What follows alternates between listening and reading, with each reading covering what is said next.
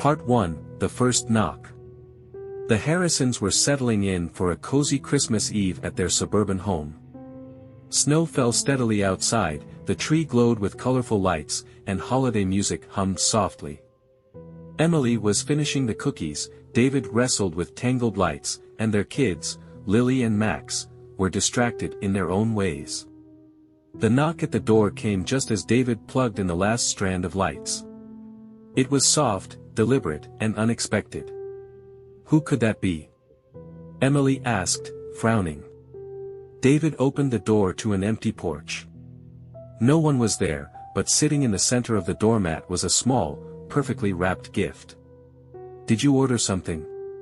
David asked as he picked it up. Emily shook her head, uneasy. "Maybe it's from a neighbor." Inside the house, the family gathered around as David unwrapped the box. The shiny red paper fell away, revealing a single glass ornament shaped like an angel. It sparkled unnaturally under the warm glow of the living room lights, as if holding a faint, inner glow. "Wow," Emily said, though her tone was more wary than impressed.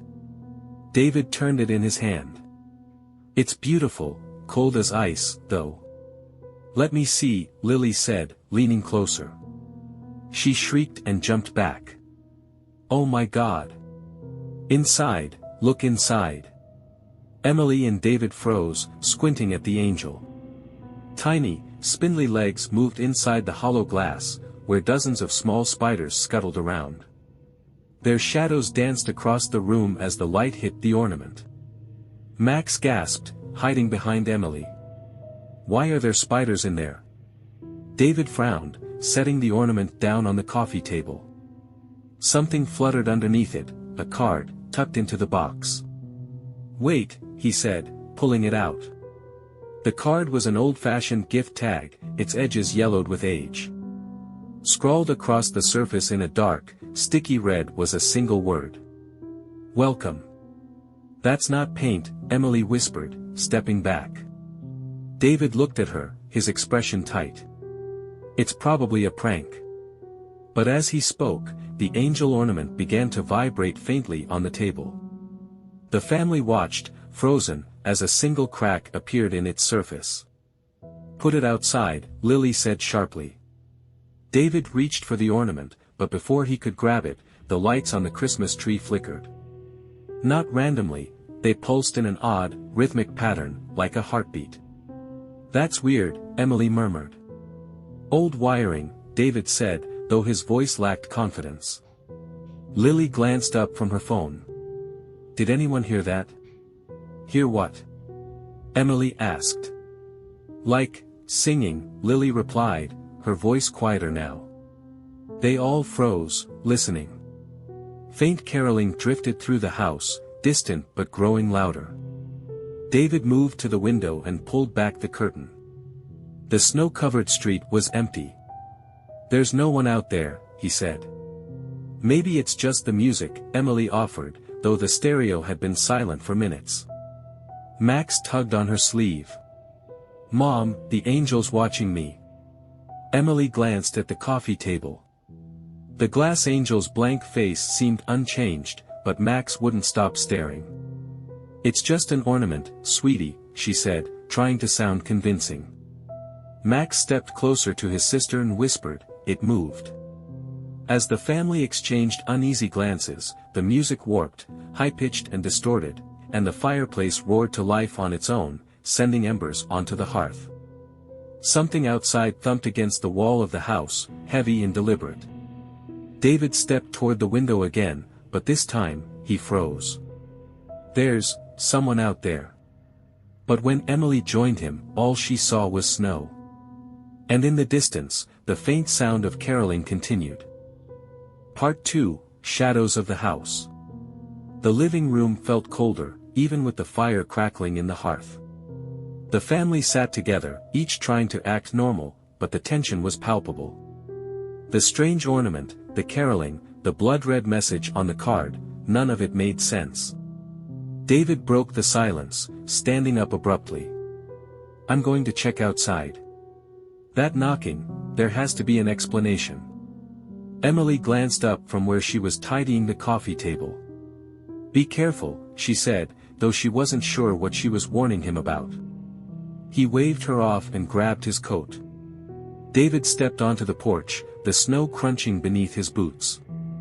The wind had picked up, stinging his face as he squinted into the swirling white.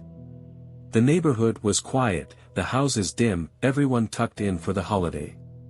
But something wasn't right. There were no footprints, no sign of anyone coming to the house, not even his own tracks were visible anymore, as if the snow had erased them. He turned back toward the door, but as he did, his gaze caught on the welcome mat. It had changed. The word welcome was gone, replaced by the chilling message, "Not you." A sharp knock startled him, coming from the window to his right. He whipped around, his heart pounding, but the porch light flickered, leaving him in near darkness. On the frosted windowpane, a handprint began to form, pressing slowly against the glass from the outside. David stumbled back, fumbling with the doorknob, and rushed inside. In the kitchen, Emily was rinsing out the cookie trays. The sound of running water was soothing, helping her focus on something normal. "Mom." Max's voice came from the living room, faint but clear. "Be there in a second, sweetheart," she called back. She glanced at the window above the sink and froze. Her reflection wasn't moving. She blinked, leaning closer. It looked like her, but different. The eyes were darker, too wide, and the mouth curled upward in a smile she wasn't making. The reflection tilted its head, out of sync with her own, and its lips began to move silently. Before she could make sense of it, the faucet water turned dark red, splattering against the sink. The sharp, metallic scent of blood filled the air, and she stumbled back with a cry. In the fogged glass, a word appeared, written slowly as though traced by an invisible finger, "Mommy." "David," she shouted, her voice trembling. Upstairs, Lily climbed the stairs to grab her charger. She tried to shake off the uneasy feeling creeping over her. "It's just a weird night," she muttered to herself. As she passed the attic door, she stopped. The pull-down ladder was down. She frowned. That wasn't right, no one had been in the attic for weeks. "Dad?" she called, hoping for an answer. The house was silent. Against her better judgment, she stepped onto the ladder and climbed up, holding her phone flashlight in a death grip. The attic was dim, full of dusty holiday decorations and forgotten boxes. The beam of her flashlight swept across the space, and she froze. A figure stood in the corner, its back to her. It was tall, dressed in an old-fashioned nightgown, with long, matted hair hanging down its back. "Hello," Lily whispered, her voice barely audible. The figure didn't move. Her breath hitched as the flashlight began to flicker. Slowly, the figure turned, revealing a face blank as porcelain, no nose, no mouth, just two hollow black eyes. It tilted its head toward her, and the sound of distorted caroling erupted, so loud it made her ears ring. She screamed, scrambling down the ladder. As her feet hit the floor, the attic door slammed shut above her. The caroling was louder now, though it didn't seem to come from any specific direction. It was all around him, inside the house. "Mom." "Dad," he called, but no one answered. The pulsing glow from the angel grew brighter. Max leaned closer, his stuffed animal tucked under one arm. As he stared, the glass began to crack. Slowly at first, then splintering into jagged lines. A moment later, tiny spiders spilled out, crawling in every direction. Max screamed, backing away, but the spiders didn't stop. They scurried over his hands, his arms, into his hair, until they suddenly vanished, dissolving into black smoke. The smoke twisted upward, forming into a tall, thin shadow that loomed over him.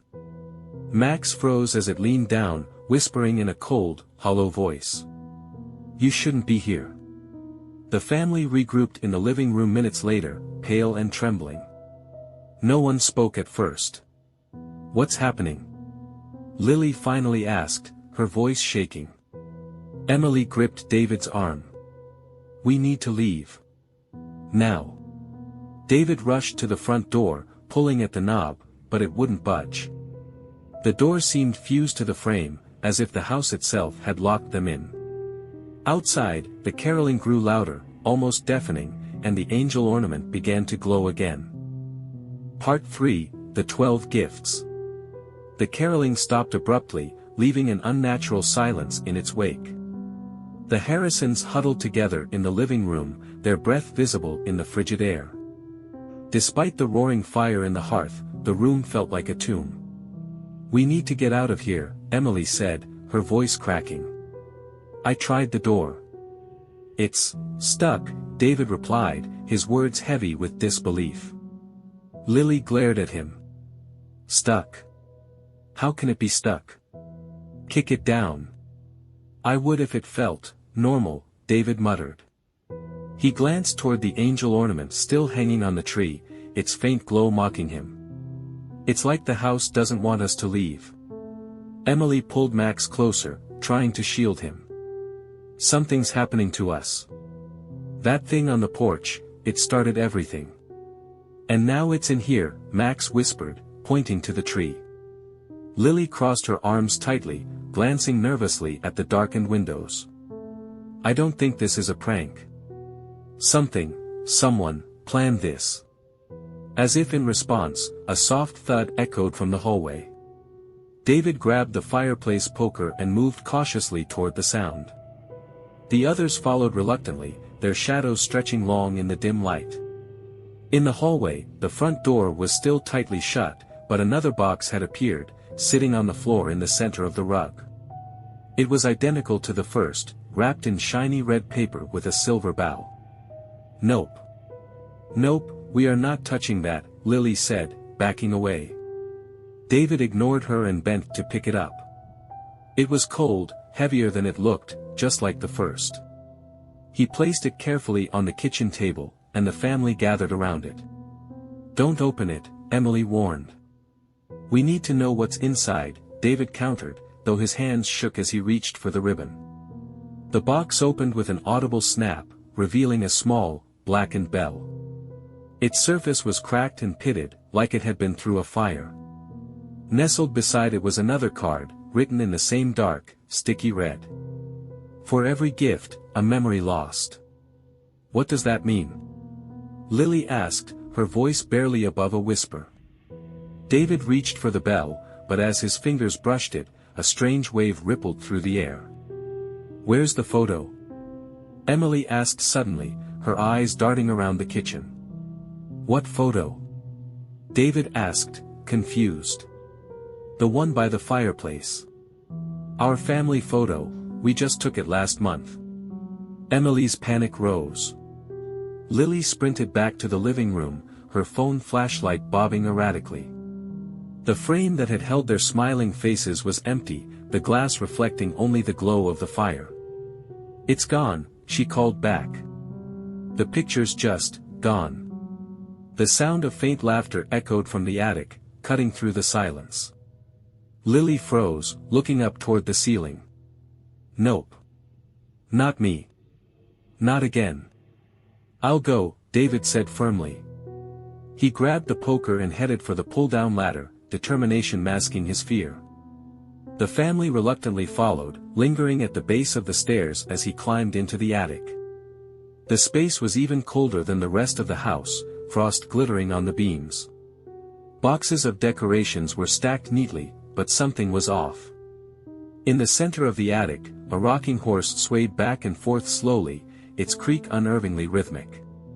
"David, do you see anything?" Emily called up. "No," he lied, staring at the horse. His breath hitched as he realized there were footprints in the frost, small, childlike footprints leading to the corner of the attic, where a dollhouse sat. It was an exact replica of their own house. "David?" Emily's voice was sharper now. Before he could respond, the bell in his hand rang softly, as if struck by an unseen force. The sound sent a jolt through him, and he stumbled back, nearly falling through the hatch. "What happened?" Emily asked as he climbed down, pale and shaken. "It's nothing," he said, hiding the bell in his pocket. Back in the living room, Max tugged at Emily's sleeve. "Mom," he whispered, pointing at the tree again. She turned, her blood running cold. There was another box beneath the tree, nestled among the presents. Lily let out a shaky breath. "How are these things getting in here?" Emily knelt and hesitated before opening it. Inside was an antique snow globe, the glass cloudy with age. When she shook it, a scene appeared, 4 figures standing in a snow-covered yard in front of a house. Their house. "Is that us?" Lily asked, leaning closer. The figures began to move, slowly at first, then more rapidly, until they dissolved into a swirling storm inside the globe. The card in the box read, "For every gift, a life forgotten." Emily dropped the globe onto the table, trembling. "We need to stop this. We can't open any more." But as she said it, the faint caroling returned, louder and closer. The words were clearer now, the melody dark and mocking. Asterisk, "We see you sleeping, we know your fear. 12 gifts remain, till you disappear." Asterisk. David slammed his hand on the table. "We're not disappearing. We're not playing along with this." The lights flickered, plunging the house into momentary darkness. When they came back on, the family froze. More boxes had appeared. One on the stairs. One by the fireplace. One on the kitchen counter. Emily whispered the words none of them wanted to hear, "There are 12 gifts." Part 4, The Forgotten Family. The Harrisons stood frozen in the flickering light of their living room, staring at the newly appeared boxes scattered throughout the house. The oppressive silence returned, broken only by the faint creak of the rocking chair near the fireplace, though no one was sitting in it. 12 gifts, Emily whispered again, clutching Max close. "And we're at 3, Lily added, her voice shaking. "What happens when we open all 12? "We're not finding out," David said firmly, grabbing one of the boxes near the fireplace. "We'll burn them. All of them. Don't touch it." Emily snapped, her voice sharper than she intended. But David didn't stop. He stormed out the back door, clutching the box tightly.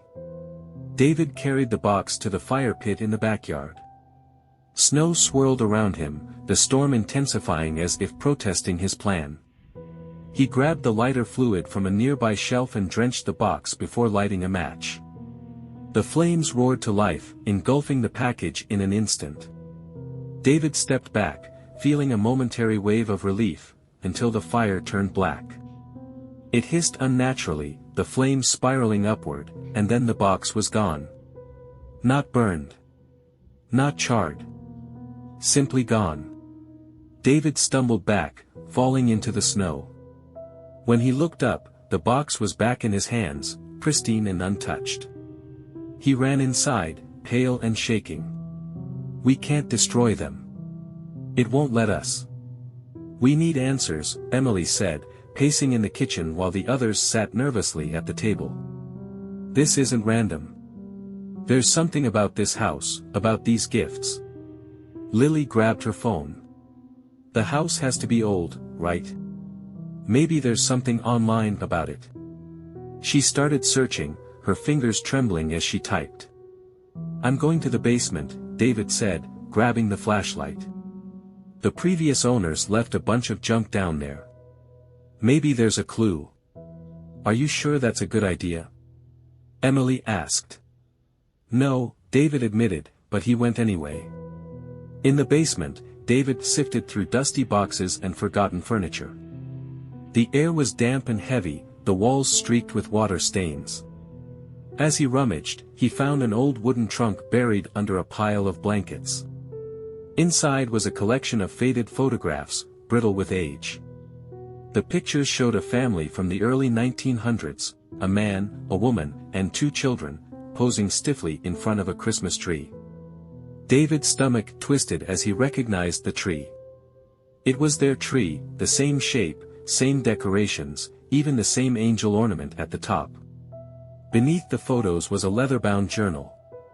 The cover was worn, the edges singed as if it had been through a fire. David flipped it open and skimmed the entries, his pulse racing. December 24, 1914. Asterisk, the first gift appeared this morning. A beautiful snow globe, like nothing we've seen before. The children loved it. But strange things have happened since. John swears he hears caroling in the night, though the snow keeps visitors away. We must be imagining things. Asterisk. December 25, 1914. Asterisk, the gifts keep coming. They don't stop, no matter how we try to avoid them. I fear we've been chosen for something terrible. The lights flicker, the shadows move, and the caroling grows louder. My husband has locked the door, but I don't think the house will let us go. We are trapped. Asterisk. December 31, 1914. Asterisk, there is no escape. The final gift has arrived. God forgive us. Asterisk. The last page was stained, the ink smudged by something dark and sticky. David slammed the journal shut and ran upstairs. Lily was still glued to her phone, scrolling through local history websites. Dad, she said as David emerged, breathless, from the basement. I found something. What? This house, it belonged to the Whitman family in 1914. They disappeared on Christmas Eve, and no one knows what happened. The only clue anyone found was the word 12 scratched into the wall above the fireplace. David threw the journal on the table, flipping to the final entries. Emily read aloud, her voice trembling. They got the same gifts. The same number of them. And then, they were gone. Gone how? Max asked, clutching his stuffed animal tighter. No one knows, Lily said. But the legend says every family who's lived here since has disappeared the same way. Before anyone could respond, the tree lights flickered again, and the caroling resumed, louder than ever. This time, the words were clearer. On the first day of Christmas, the angels came to play. The family froze as the angel ornament on the tree began to pulse with light. The snow globe on the table rattled violently, and the bell rang out, echoing through the room.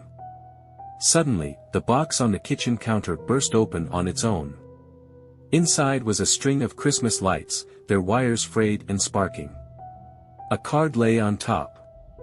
For every gift, a piece of you. The lights snaked out of the box like living things, wrapping around a chair leg before falling limp. We're running out of time, Emily said, her voice shaking. There has to be a way to stop this. We need to stop opening the gifts, David said. We didn't open this one. Lily shouted, pointing at the box. The truth was sinking in, the gifts would keep coming, whether they wanted them or not. Emily's gaze shifted to the fireplace. The wall, she murmured. What?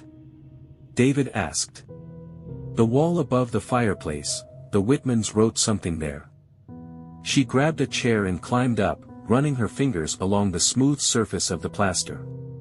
Her nails caught on a groove, and she leaned closer. Scratched faintly into the wall were two words, barely visible in the firelight. Break 12. What does that mean? Lily asked. I don't know, Emily whispered. But it's our only chance. Part 5, The Unwrapping. Emily stepped off the chair, her fingers still trembling from the discovery. The faint scratches above the fireplace, break 12 felt more like a riddle than a solution. The family exchanged nervous glances, their fear thick enough to smother the room. What does it mean? Lily asked again, her voice quivering. We don't know yet, David said, gripping the journal tightly. But if the Whitmans were right, it's the only way to stop this. Emily glanced at the angel ornament, its faint glow casting unnatural shadows across the room. And what if it doesn't stop? Before anyone could answer, the house answered for them. The lights flickered violently, plunging the room into darkness. The fireplace roared to life with an icy blue flame, casting flickering shadows that danced unnaturally along the walls. From the corner of the room, the tree began to hum, the sound rising and falling like a heartbeat. Another box appeared on the coffee table. This one was larger than the others, wrapped in black paper tied with a golden ribbon. The room seemed to grow colder as the family stared at it, no one daring to move. "I don't want to open it," Max whispered, clutching his stuffed animal so tightly his knuckles turned white. "We don't have a choice," David said grimly, setting the journal down. "If we don't, it'll just open itself." "Dad, no," Lily began, but he had already pulled the ribbon loose. The paper fell away, revealing an old-fashioned lantern.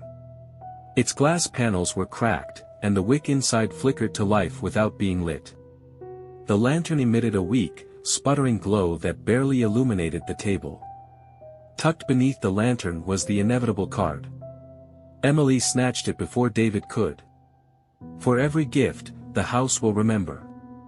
The words sent a shiver through her. She set the card down carefully, trying to make sense of it. "What does that mean?" Lily asked. "I think," Emily hesitated. "I think the house is alive. And every gift ties it to us more." Max whimpered. "But we live here." "That's the problem," David said quietly. "We weren't supposed to." The lantern's dim light flickered again, and a low groan rumbled through the walls, as though the house were stretching and shifting. "What was that?" Emily asked, spinning around. David grabbed the poker again and stepped cautiously toward the hallway. The sound of creaking floorboards echoed, but there was no one there. Just darkness. The lantern's glow suddenly expanded, casting long, unnatural shadows along the walls. One of them moved. "Do you see that?" Lily whispered, pointing at the hallway. The shadow shouldn't have moved, it didn't match anyone in the room. It was taller, its limbs unnaturally long, its head tilting slowly.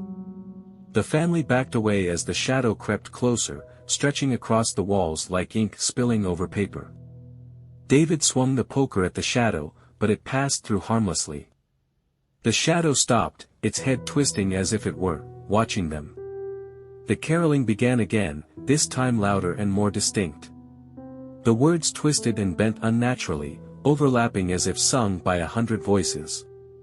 5 more gifts for the night to break, 5 more doors before the take. "What does that mean?" Lily asked, panicked. Emily turned to the journal, flipping frantically through the pages.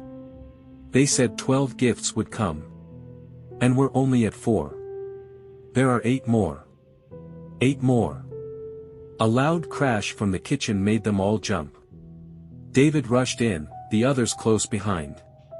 Another box sat on the counter, this one unwrapped. Inside was an old music box, its golden paint chipped and tarnished. The lid creaked open on its own, and a haunting melody began to play.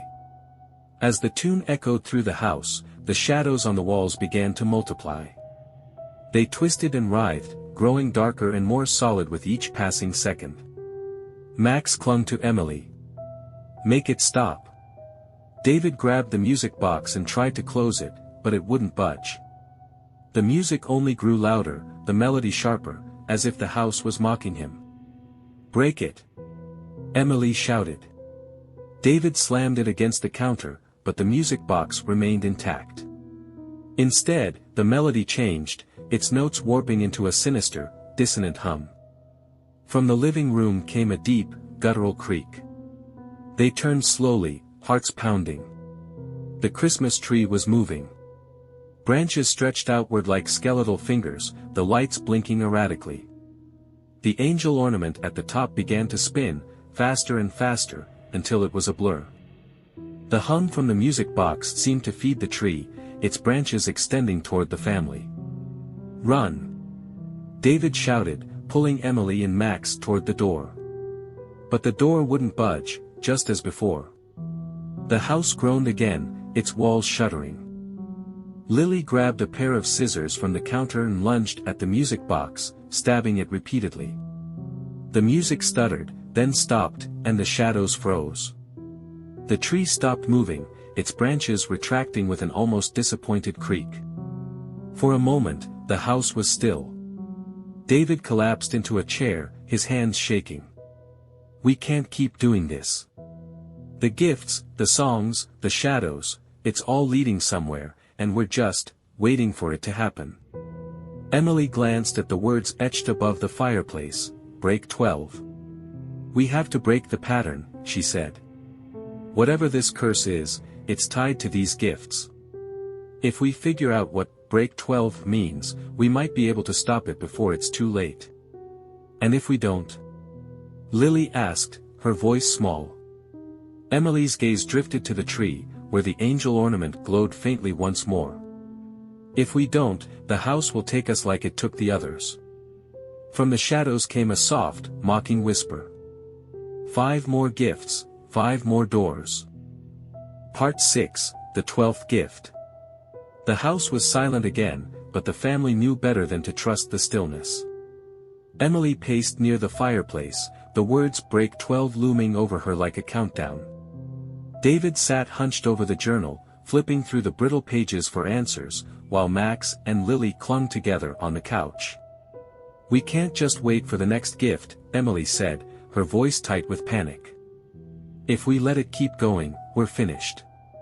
David slammed the journal shut. We don't even know what break 12 means. Every clue leads us in circles. It's the gifts, Lily said suddenly, her voice firm despite her trembling hands.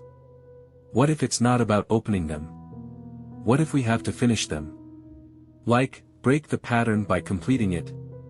Max looked up at her, his eyes wide. But there's so many left.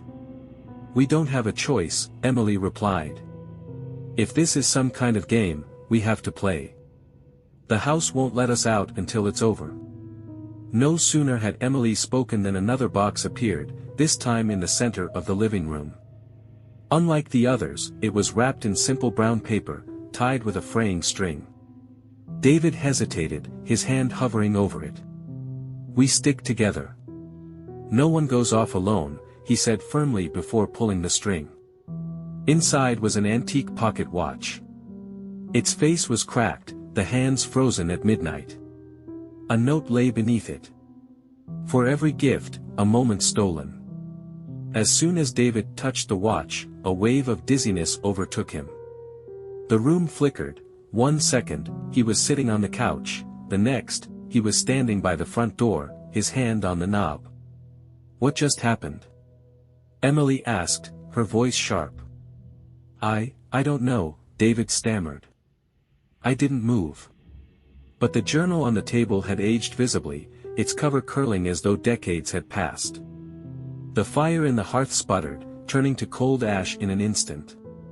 We're running out of time, Emily said, her breath visible in the freezing air. One by one, the next gifts came in rapid succession, each one more sinister than the last. When Emily opened the 7th box, it held a small hand mirror. Her reflection in it was grotesque, her features twisted into an expression of pure terror. The cracks spread from the mirror onto the walls, shattering the illusion of the cozy home. The wallpaper peeled away, revealing charred beams beneath. The 8th box held a picture frame, its glass broken. As Lily touched it, every photograph in the house turned blank, erasing the family's memories one by one. The 9th gift, a broken clock, caused the house to groan as its walls seemed to close in.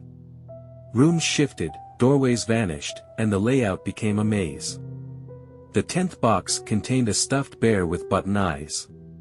When Max picked it up, the buttons fell off, rolling across the floor. Wherever they stopped, the shadows deepened, pooling into shapes that rose and loomed over the family. The 11th gift was a rusted key, but no lock in the house seemed to fit. The family clung to each other as the caroling returned, deafening and malicious, shaking the very walls. The angel ornament at the top of the tree began to glow brighter than ever, illuminating the entire house. The 12th box appeared beneath the tree. Unlike the others, it was enormous, wrapped in shimmering gold paper with a blood-red bow. "We finished this," David said, his voice breaking. He ripped the paper away, revealing a smaller box inside. And then another. And another. Each layer peeled away until he finally reached the center, where a single note lay waiting. Emily picked it up and read aloud. "To break the curse, one must leave. One must stay. One must die." The words hung heavy in the air. "It's a choice," Emily whispered, horrified. "What does it mean?" Max asked, his voice trembling. "It's simple," Lily said bitterly. "One of us has to leave. One has to stay here forever. And one of us doesn't make it out." The house groaned and shuddered, the walls buckling as if the structure itself were alive. The Harrisons scrambled to their feet, their faces pale with fear. David stood over the shattered remains of the angel ornament, his chest heaving. For a brief moment, everything went still. "Did we do it?" Lily whispered. The fire in the hearth snuffed out, leaving the room bathed in an eerie, flickering light. The shadows on the walls stretched unnaturally, twisting and shifting into grotesque shapes. Then the front door creaked open. But beyond it wasn't the snowy yard they knew. It was an endless void, black and silent, like the world had simply stopped existing. Out of the darkness, figures emerged, a man, a woman, a teenage girl, and a young boy. They stepped forward in perfect unison, their faces blank and featureless, their bodies unnervingly stiff. "The Whitmans," Emily gasped, recognizing them from the photograph David had found. The figure of the father spoke, his voice hollow and layered, as if coming from somewhere far away. "You broke the curse." David stepped forward, his fists clenched. "Then let us go." The father tilted his head slowly, almost mechanically. "A curse broken is not a curse ended. It is passed on." The Whitman boy stepped forward, staring at Max with his featureless face. Max whimpered, clutching Emily's leg. "Mom, I don't want to go," he whispered. "You don't have to," Emily said, pulling him close. But the Whitman father's voice cut through her like a blade. "The house must take someone. It always does." The shadows coiled tighter around the family, dragging them back toward the void. David grabbed Emily's hand, fighting against the pull. "We'll go together," he shouted. "No," the Whitman mother said, her voice as cold and empty as her husband's. "One must stay." The family clung to each other, refusing to let go as the void threatened to consume them. But Max suddenly stopped struggling.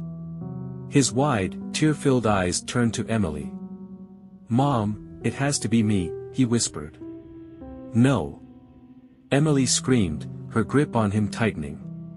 "The voices," Max said, his small voice trembling. "They've been calling me. It's why the gift started. It's me they want." David shook his head furiously. "We're not letting you go." The shadows surged forward, pulling Max from Emily's grasp. He looked at his family one last time, his face streaked with tears but strangely calm. "I'll make sure it ends. I promise." And then he was gone, swallowed by the darkness. The house groaned one final time before falling silent. The shadows receded, the fire reignited in the hearth, and the front door swung open to reveal the snow-covered yard. The Harrisons stood frozen, the silence almost unbearable. The tree stood still, its lights blinking faintly as if nothing had happened. "He's gone," Emily whispered, falling to her knees.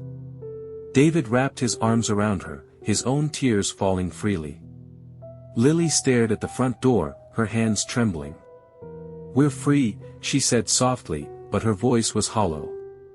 The family stepped outside, the cold air biting their faces. Behind them, the house loomed dark and quiet, the glowing angel ornament once again atop the tree, perfectly whole. Months later, a moving truck pulled into the driveway. A young couple climbed out, their arms around a wide-eyed little boy. The Whitmans watched from the shadows of the house, their forms still and waiting. Inside, under the Christmas tree, a single golden box sat. The house was ready for its next family.